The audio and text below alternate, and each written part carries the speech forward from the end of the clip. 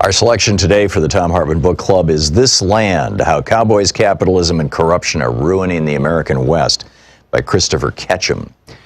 This is from chapter 1. It's about halfway through the chapter. He's talking about Bernard DeVoto. DeVoto was the first major historian of the West who was also an environmentalist and an activist, the first chronicler of what Wallace Stenger called the West's curious desire to rape itself. DeVoto was a Westerner raised in Utah. He suffered in the provincialism and intolerance of Mormon country, went east to study, and then teach at Harvard, settled in Cambridge, but never forgot the beauty of his native ground. Loving the land and history, said a magazine profile, but loathing the society. His histories, novels, criticism, his essays in Harper's Magazine where for 20 years he wrote the oldest column in American journalism, Easy Chair, pointed always west. His trilogy, published in the 1940s, The Year of Decision, Across the Wide Missouri, and The Course of Empire, garnered the Pulitzer, the Bancroft, and the National Book Award. Widely celebrated, DeVoto used his position to become his generation's most outspoken defender of the public lands. He called the West a plundered province, a resource colony for corporations and absentee landlords who practiced, quote, an economy of liquidation. He was broad in his assault on the liquidators. He went after the timbermen, the mining companies, the stockmen, the cattle barons, the oilmen and gasmen, the overgrazers, the deforesters, the denuders, the profiteers of gold rushes and grass rushes. He named the bankers and congressmen who abetted the plundering, the Western hogs, he called them. They've been busy for a century laying waste to the West. Long before the public domain was vested with any permanence legally in the hands of the American people, before there was a consideration of the land itself or any environmental ethic, the West had been torn up, beaten down, subjected to the greed and profligacy of the commodity users. Ironically, the users, in their race to liquidate, helped drive the creation of the public land system we know today, as they proved the need for federal stewardship to stop their abuses.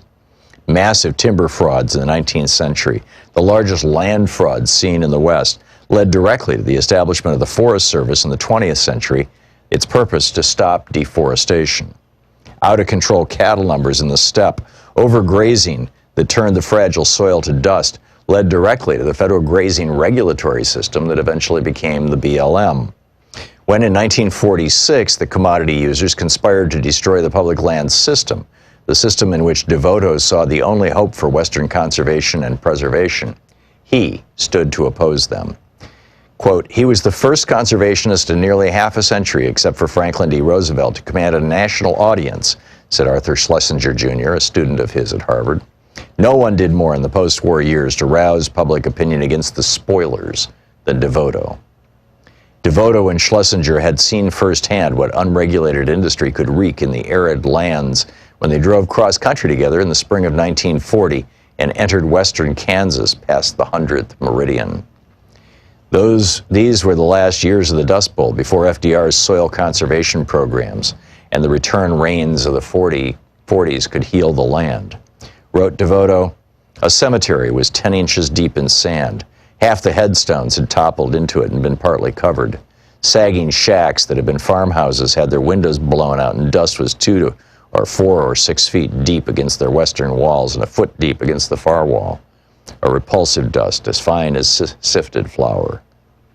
Now, 6 years after that trip with Schlesinger, DeVoto was confronted with the West's cattle barons, the liquidators of the grass, who were hell-bent on reducing the region to the same mess of dust. In 1946, the Joint Committee on Public Lands of the American National Livestock Association met in Salt Lake City to discuss the goal of undermining what few regulations had been placed on livestock operators under the newly formed Bureau of Land Management. The stock growers' ambition went further than mere deregulation. They hatched a plan with the help of friends in Congress to begin moving all federal land, the BLM and Forest Service domain, as well as the national parks, into the control of the states. The plan evolved through 1946, 47, 48, with legislation making its way on Capitol Hill. DeVoto covered the story for Harper's. He cautioned that the stock growers were attempting, quote, one of the biggest land grabs in American history. The public lands are first to be transferred to the states on the wholly justified assumption that there should be a state government not wholly compliant to the desires of stock growers. It could be pressured into compliance, he wrote in Harper's.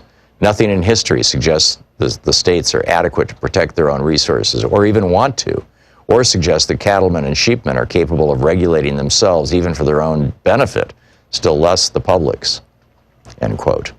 The long-term plan, he said, was to get rid of the public lands altogether, to place the common possession of the American people into private hands.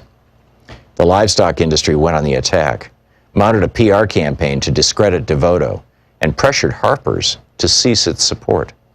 Unmoved, the magazine continued for 3 years to publish his relentless exposés of the intrigues in the state houses and in the Western Caucasus. Devoto had convinced the editors, when no other publication that mattered in the East cared, that the threat of such land transfer was an existential one. This Land by Christopher Ketcham.